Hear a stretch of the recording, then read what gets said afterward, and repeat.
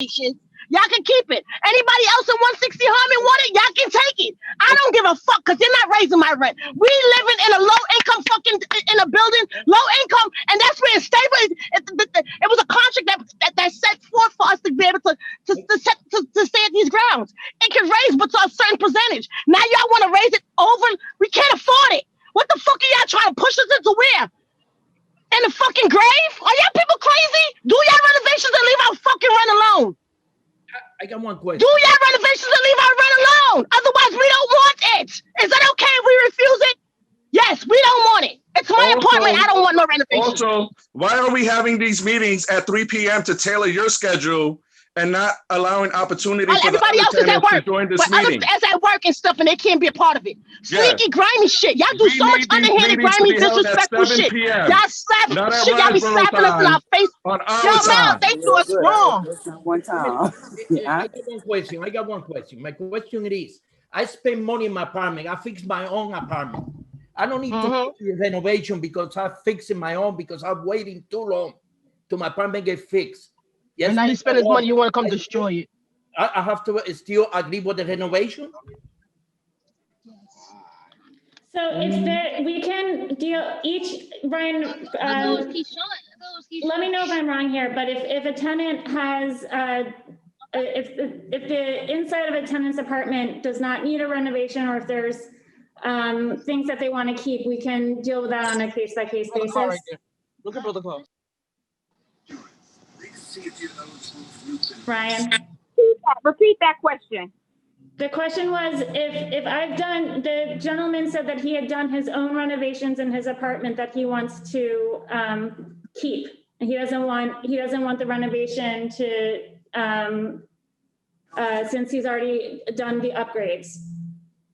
Also, why don't we have translators at these meetings? A large of the population speaks Spanish, and at none of these meetings has there ever been a translator. We can translate if it's needed. I mean, you know the population that you serve. There are people on this call right now who can translate, but nobody has asked for that.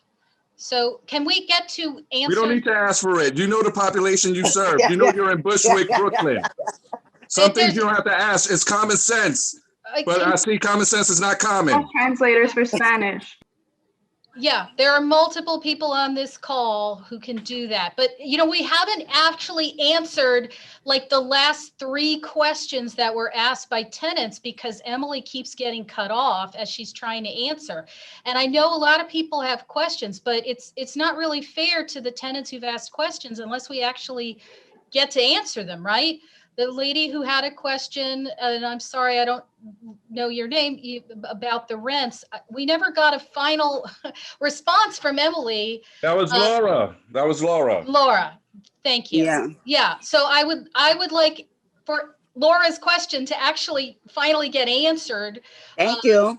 Yeah, because, you know, I realize other people have questions, but we have to respect each other's, you know, right to be heard on this meeting. And so far, you know, Laura's gotten the short end of the stick at a lot of points of this meeting. So can we let Emily finish answering Laura's question before we move on to another question?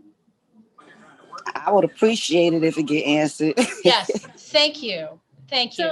So Laura, I will admit that that I might not remember all the questions. The first question was about Section 8 and about why, if there wasn't a rent burden, why you would need to get Section 8. So again, as I stated, when the city is putting capital into these projects, city subsidies going into these projects, they expect tenants to pay 30% of their rent and income their income and rent. To determine what 30% is, they have tenants fill out the Section 8 application. Based on the Section 8 application and the new rent structure, they will determine whether or not there's a rent burden. All right, so. Okay, but when I contacted Section 8, because I did contact them in the very beginning, I contacted Section 8. You guys, it was Riseboro that went to Section 8 for a loan. And this is what Section 8 said to me. You guys went to them for a loan for these renovations. So in return, what y'all did was, in return to get the loan from them for these renovations, in return, y'all had to get y'all tenants to go to Section 8. Why do we have y'all the ones that wanted the renovations? Y'all the ones that want to bring these buildings up to code where everything else is going on in the neighborhood as far as these Jews buying up everything and building up everything. Y'all want to bring y'all buildings up to code. Laura, I'm Jewish. Can I finish? Can I finish? Laura, I'm Jewish, and I just would like to well, but y'all people is buying up everything out here, and I'm not saying it in a derogatory way. So if you feel as though I'm being derogatory with it, that's not what I'm saying. What I'm saying is that is who's buying up everything, and that's who's building up everything. But as far as Riseboro, y'all trying to bring these buildings up to code, How many curses are part of that? The neighborhood. So it could look like the neighborhood. But in return, we the ones that have to pay for it. We didn't ask for the renovations, and we did not go down here and ask for the loan. So Laura, we are the sacrificial lambs. Like you said, they went to Section 8 and we had to sacrifice, right? They're sacrificing us for their benefit. Riseboro is the largest property owner in Bushwick. Before y'all had the first meeting, y'all already knew that what was already in store as far as with Section 8 and stuff like that. It wasn't until after that very first meeting, then we start getting all these papers from Section 8 and from this and from that. And I just don't think that that's fair. I think y'all blindsided us instead of just coming out telling us the God's honest truth. Y'all could have said, look, we looking to do get a loan from Section 8 so we could renovate these buildings. It's a possibility that they may want some tenants to get Section 8. Y'all could have did that to us before y'all just sat down and threw some pretty pictures in front of our face and said, this is what your building is gonna look like. When does the devil tell the truth, Laura? Come on. So again, no tenant pays more than 30% of their income towards rent. I don't know what was told so if you were eligible, it's gonna be a court hearing. It's going to be a court hearing, miss, and I'm not trying to cut you off, but I'm just allowing you to know it's going to be a court hearing, and we're going to win because y'all not going to be able to go up in our rents like that, especially if we do not take no Section 8. That's for y'all. That burden fall on y'all. It's not supposed to fall on the tenants. And I don't know. But it's not falling on the tenants. If the tenant is paying 30% of their income in rent, there is not rent burden. That's the point I'm trying to make. If I may, well, let me ask you, Miss Emily, Miss Laura, let me ask you a question. Laura, let me cut me off. Do not cut me off. Listen, no, because I thought you was finished, sweetheart. Cut me off because when y'all was talking, I let y'all talk. I thought you was finished. Now continue, Laura. I'm not finished. But my thing, it's a rent. You just now made me lose my whole train of thought at the end of the day. Go ahead, continue. Nah, you just made me lose my whole train of thought. Laura, my point I was going to ask, how you going to tell her it's not a rent burden for the tenants after she just said that y'all going to have to deal with it in court? We did not ask for our rents to increase. We've been dealing with our rent a certain way for over 20 years. How can you guys just come and put a stipulation in front of us like that? Where is it? This is the point that Laura's trying to get to. Where is it in the law that it says that you guys do renovations, our rent goes up? Tell me where it says that. That's what you probably was trying to get out, Laura. I was not intentionally trying to cut you off. No, that's not what I was trying to get out. What I was about to get out is when they did that rent thing, right? That rent abatement. They said it don't matter how much you make, your rent will stay the same. So if I made $100,000 a year right now, my rent will not go up. Y'all do not look at my rent. Y'all do not look at my rent. So why now is it that my rent is going to be going up 30%? Because of the y'all want to know all your income, and they want to know all of your income and all that bullshit, getting more fast and nosy. It's because of the improvement. The reason why the rents get adjusted or restructured is because of the improvements that are made in the building.